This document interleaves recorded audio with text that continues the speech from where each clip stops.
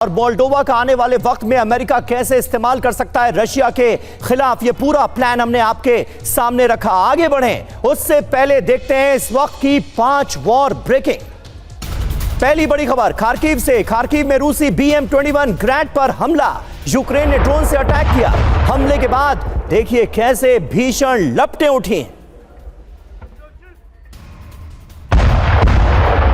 और अगली बड़ी खबर, रूस का यूक्रेनी ठिकानों पर हमला, MLRS से रूसी सेना ने किया है बड़ा अटैक। ये देखिए तस्वीरें।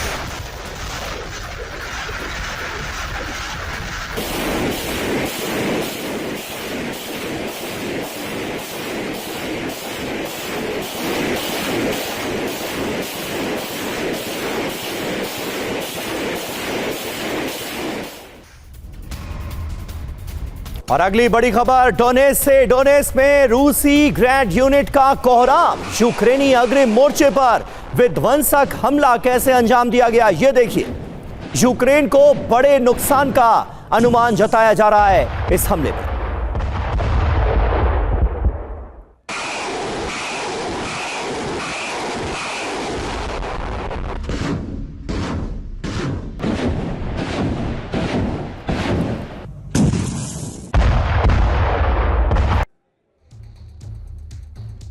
और अगली बड़ी खबर, यूक्रेन पश्चिमी देशों के हथियारों का इस्तेमाल रूस के खिलाफ कर रहा है। करीब आधा दर्जन NATO देशों ने यूक्रेन को अपने हथियारों के इस्तेमाल की इजाजत दे दी, जबकि पहले यह शर्त थी, यह कंडीशन रखी गई थी कि यूक्रेन पश्चिम के दिए हथियारों का इस्तेमाल रूसी धरती पर हमले के लिए नहीं करेगा।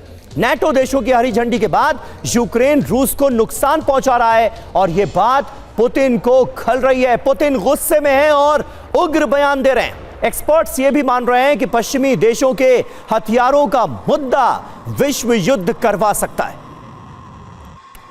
और अहम खबर है, पुतिन की पश्चिम को देखिए बड़ी धमकी सामने आई है। युद्ध क्षेत्र में और सेना लगाने का ऐलान कर दिया गया है। नागरिकों को भी युद्ध में भेजने की बात कही है पुतिन ने। जब तक जीत नहीं तब तक युद्ध खत्म नहीं होगा, यह ऐलान कर दिया है व्लादिमीर पुतिन ने। तो देखिए क्या कहा गया है रूसी राष्ट्रपति की तरफ से। सबसे पहले आपको अब ये सुनाते हैं। Все должны работать как на линии фронта. Все должны чувствовать себя мобилизованными. И только так мы добьемся тех целей, которые перед собой ставим.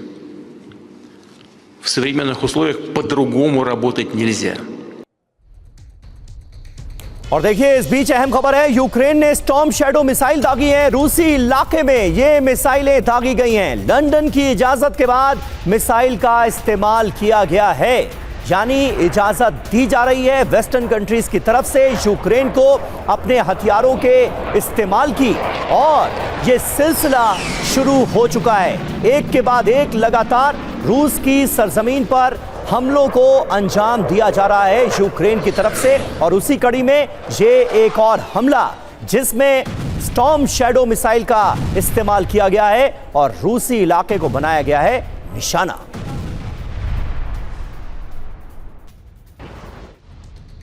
और आइए अब आपको बताते हैं कि किन किन पश्चिमी देशों ने रूस के खिलाफ अपने हथियार इस्तेमाल करने की इजाजत यूक्रेन को दे दी है और किसने नहीं दी है, यह भी हम आपके सामने रखने जा रहे हैं। पश्चिम के हथियार रूस पर यूक्रेनी प्रहार। देखिए ये वो तमाम मुल्क हैं जिन्होंने इजाजत दे दी है कि आप हमारे हथियारों का इस्तेमाल रूस की सरजमीन पर हमले के लिए कर सकते हैं। कौन से देश हैं? France, UK, Poland, Canada, Finland, इसके अलावा स्वीडन, एस्टोनिया, चेक रिपब्लिक, नेदरलैंड, लिथुआनिया। ये तमाम वो मुल्क हैं जो कि इजाजत दे चुके हैं कि आप हमारे हथियारों का इस्तेमाल रूस की सरजमीन पर हमले के लिए कर सकते हैं। और देखिए कौन कौन से वो मुल्क हैं जिन्होंने इजाजत नहीं दी है। उनमें ये सिर्फ 3 नाम आपके सामने, अमेरिका, जर्मनी और इटली। इन तीनों देशों का रुख जो है वो अभी तक यही है कि इन्होंने इजाजत नहीं दी है, परमिशन नहीं दी है यूक्रेन को, यानी इन देशों के हथियारों का इस्तेमाल रूस के खिलाफ रूस की सरजमीन पर हमले के लिए नहीं किया जा रहा है। लेकिन ये तमाम मुल्क इजाजत दे चुके हैं।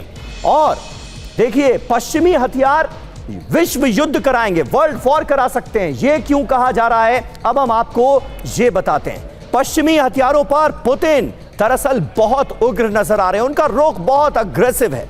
पुतिन ने पश्चिमी हथियारों के इस्तेमाल को बनाया है मुद्दा। पुतिन नाटो को सरेआम धमकाते नजर आ रहे हैं। रूस साफ कह चुका है कि यूक्रेन ने पश्चिम के हथियार इस्तेमाल किए तो बहुत करारा जवाब दिया जाएगा।